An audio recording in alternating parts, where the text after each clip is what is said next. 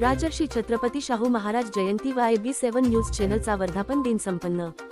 काल जून 26 रोजी नांदुरा जिल्हा बुलढाणा येथे राजर्षी शाहू महाराज यांची 152वी जयंती व IB7 न्यूज चॅनलचा 9वा वर्धापन दिन नांदुरा येथील शासकीय विश्रामगृहावर संपन्न झाला. कार्यक्रमाच्या अध्यक्षस्थानी IB7 न्यूज चॅनलचे संपादक तथा नॅशनल व्हॉइस मीडिया फोरमचे अध्यक्ष उत्तम वानखडे हे होते. कार्यक्रमाच्या सुरुवातीला राजर्षी शाहू महाराज महात्मा ज्योतिराव फुले व डॉक्टर बाबासाहेब आंबेडकर यांच्या प्रतिमांचे पूजन करून राजर्षी शाहू महाराज यांच्या जीवनचरित्रावर प्रकाश टाकण्यात आला. यावेळी अध्यक्ष म्हणून उत्तम वानखडे यांनी पत्रकारिता क्षेत्रातील लोकांसाठी मार्गदर्शन केले, तर नॅशनल व्हॉइस मीडिया फोरमचे सचिव प्रकाश सरदार यांनी पत्रकारांच्या समस्या घेऊन पावसाळी अधिवेशनामध्ये मांडण्यासंदर्भात आपले मत व्यक्त केले. या कार्यक्रमाचे आयोजन IB7 न्यूजचे प्रतिनिधी रतन डोंगरदिवे यांनी केले. यावेळी IB7 न्यूजचे चंद्रपूर गडचिरोलीचे राजकुमार भटके, वर्धाहून किरण उपाध्ये, विजय टेंभुर्णे, अमरावतीहून प्रफुल्ल तायडे, अकोला अकोटचे श्याम महाजन, शेगाव खामगावचे गौतम इंगळे व अनिल सावदेकर, तर मोताळा बुलढाण्याचे कैलास खराटे व अनिल खराटे तथा नांदुरा येथील संपादक तथा सामाजिक कार्यकर्ते सुरेश दादा पेठकर, दिलीप इंगळे लोकमत पत्रकार, किशोर इंगळे संपादक, ॲडव्होकेट संतोष तायडे, सुशील इंगळे, अमर वाकोडे, जिल्ह्यातील अनेक पत्रकार उपस्थित होते.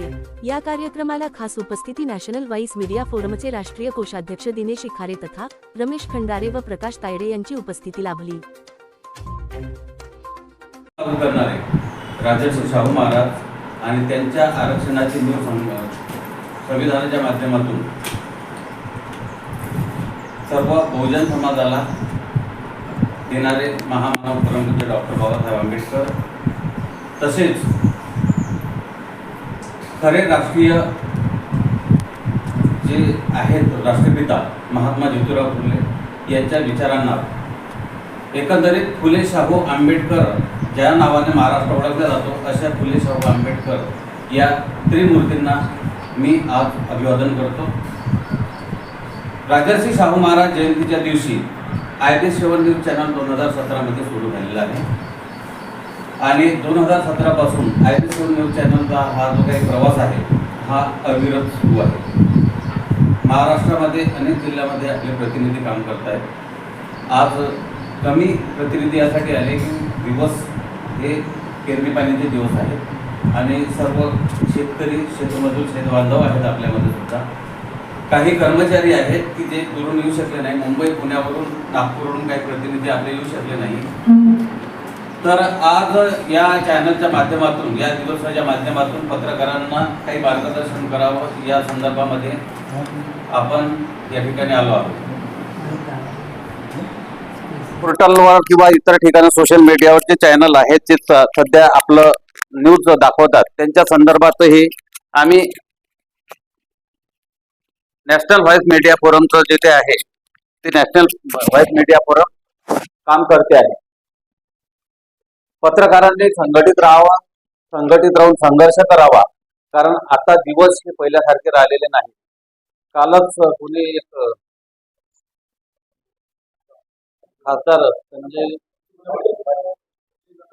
संजय दिना पाटील, कालच त्याचं वक्तव्य आपण पत्रकारांसंदर्भात पाहिलं. त्याचा निषेधही महाराष्ट्रभर झाला आणि माननीय देवेंद्र फडणवीस साहेबांनी सुद्धा त्याच्यावर काहीतरी ऍक्शन घ्यायचं हे केलं. अशा प्रकारचं वक्तव्य जर होत असेल तर आपल्या पत्रकार बांधवांना संघटित राहणं, इथं जात, धर्म, पंथ काही लागू होत नाही. पत्रकार हाच आपला एक समाज आहे, पत्रकार हीच आपली एक जात आहे, पत्रकार हाच आपला एक धर्म या ठिकाणी, आणि यासाठी सर्वांनी संघटित होऊन एक दुसऱ्याच्या पाठीशी उभं राहणं महत्वाचं आहे. पत्रकारांसंदर्भात जे काही अर्निंग सोर्स आहे त्या अर्निंग सोर्स बद्दल तर या ठिकाणी सांगता येणार नाही.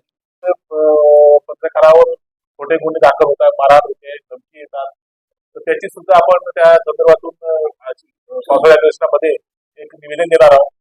दुसरा विषय असा होता की साहेबांनी आपल्या नॅशनल मीडिया फोरमच्या माध्यमातून प्रत्येक जिल्ह्यामध्ये पत्रकारांसाठी निवासी जागा किंवा निवासी घर मिळण्यासाठी शासनाच्या माध्यमातून नॅशनल मीडिया फोरम प्रयत्न करणार आहे. त्याबाबत सुद्धा या पावसाळ्या अधिवेशनामध्ये संबंधित अधिकाऱ्यांची, मंत्र्यांशी आपण चर्चा करणार आहोत. मुंबईला जाऊन काही आपल्या नॅशनल मीडिया फोरमच्या माध्यमातून एक टीम तयार केली जाईल 4-5 लोकांची, आणि ते याचा पाठपुरावा करतील. त्याचबरोबर आपण नितीन गडकरी साहेब मंत्री आहेत, त्यांच्याकडे आपण सुद्धा एक निर्णय दिला की टोल नाका हा प्रत्येक पत्रकाराला free म्हणजे सोडायला पाहिजे काढीला पोलिसांना. ते सुद्धा एक आपली मागणी धरून ठेवलेली आहे. तर या माध्यमातून आपण पत्रकारांना ज्या न्याय हक्कासाठी लढणार नॅशनल व्हाईस मीडिया फोरमच्या माध्यमातून आपली वेबसाईट सुद्धा आहे, नॅशनल व्हाईस मीडिया.com म्हणून.